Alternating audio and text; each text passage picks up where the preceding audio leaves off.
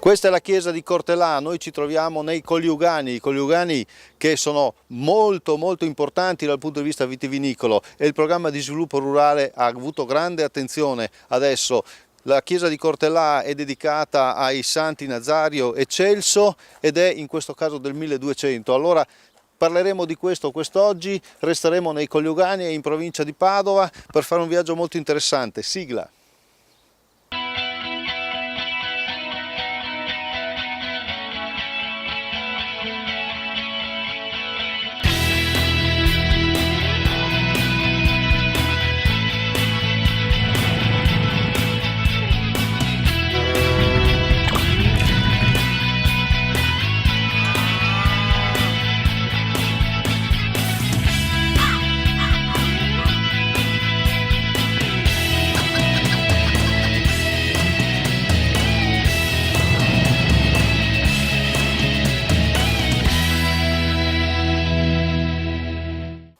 Quindi allora siamo a Vo Euganeo, vedete siamo immersi nelle vigne perché questa è zona di vino come del resto tutti i coniugani.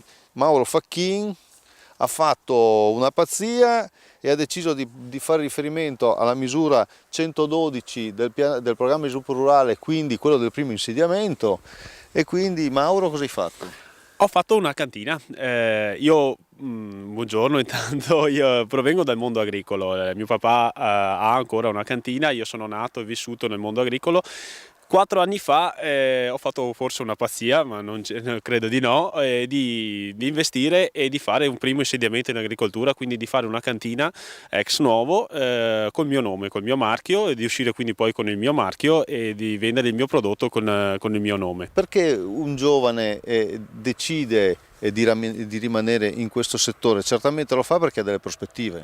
Sì, sicuramente si parte dalla passione che uno deve avere sia dagli studi che uno ha fatto e quindi anche dopo dal legame, diciamo, della tradizione, e dopo gli stimoli che avevo sicuramente nell'investire in questo settore, perché ci credo, ci ho sempre creduto e questo tipo di investimento lo dimostra. Poi dopo avete costruito anche proprio ex novo di fatto il fabbricato e poi dentro avete acquistato macchine e macchinari. Sì, macchinari, che sicuramente il punto di forza di un'azienda agricola in questo periodo è completare la filiera.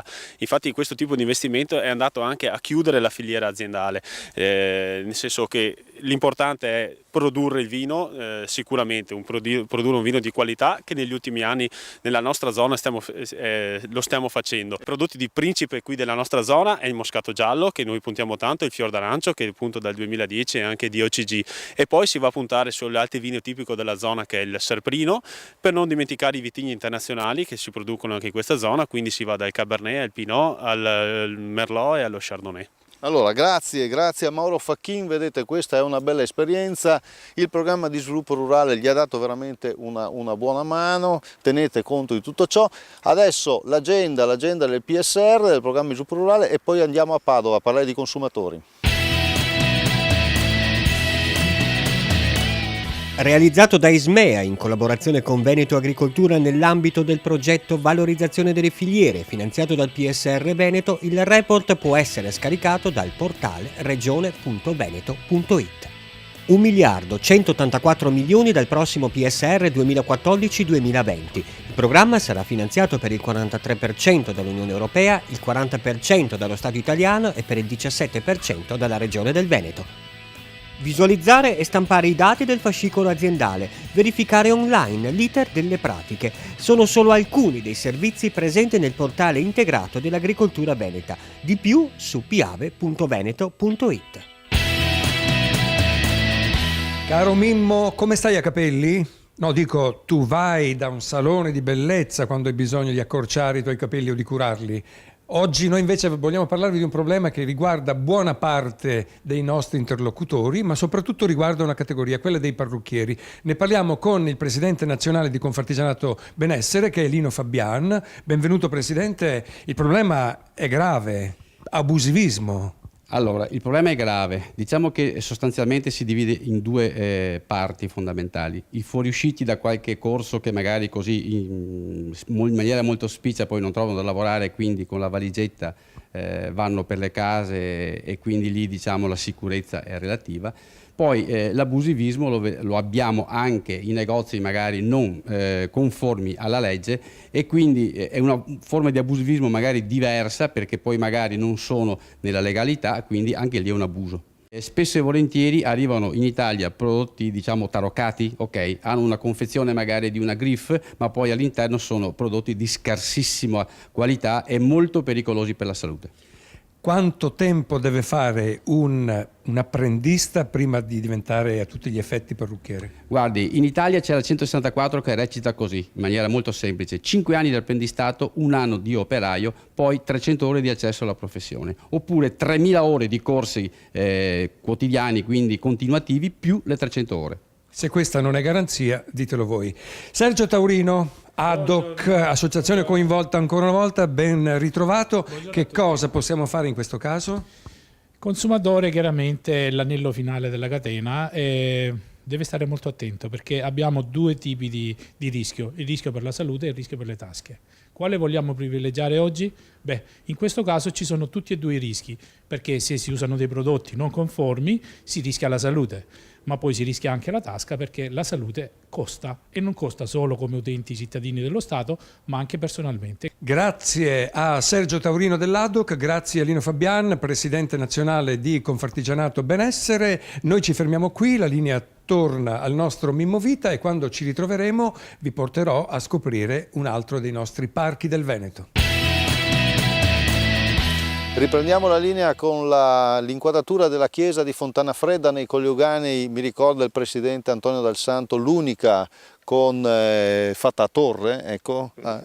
L'unica campanile a torretta. L'unico campanile a torretta proprio dei Colli. Questa è una sorta di valle, quella di Fontana Fredda, che va conosciuta perché vedete è bellissima. Questo è un vigneto proprio del presidente, abbiamo voluto venire qui perché questo è un vigneto di fior d'arancio, no? Allora voi avete fatto tante cose importanti con il programma di sviluppo rurale. Innanzitutto avete anche sistemato la sede, avete una sede nuova, molto bella, dove ci sono anche i laboratori.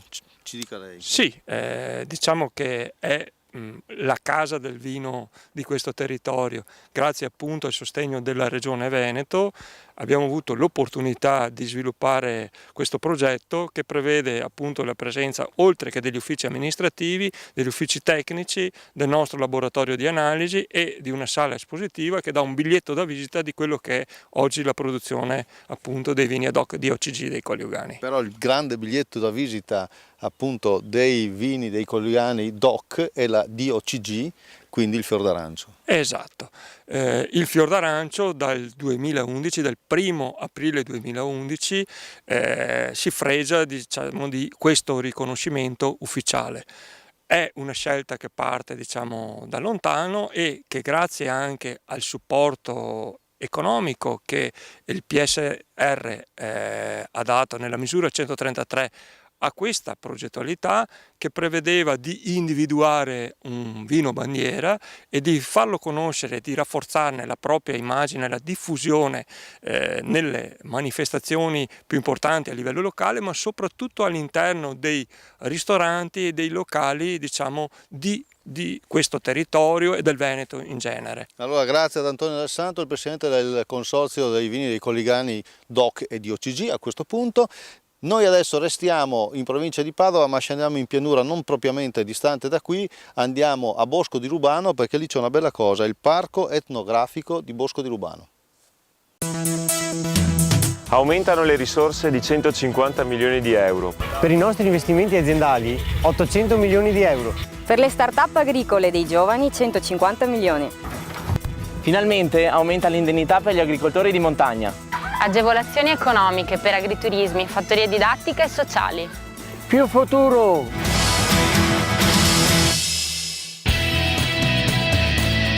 Eccoci di nuovo assieme per la parte conclusiva della nostra trasmissione. Io mi sono spostato a Rubano in provincia di Padova, sono accanto a Silvia Ferro, mi trovo all'interno del parco etnografico, vi raccontiamo tutto fra non molto. Prima però voglio dirvi che 30 anni fa qui c'era semplicemente una cava e poi gli abitanti di questo luogo hanno rotto il salvadanaio e si sono comperati un pezzettino di terra. È così Silvia? Sì. È andata proprio così, e in particolare 100.000 lire un metro quadro, quindi è stato comprato quasi il laghetto e poi sono state costruite delle strutture che voi venendoci a trovare potete visionare.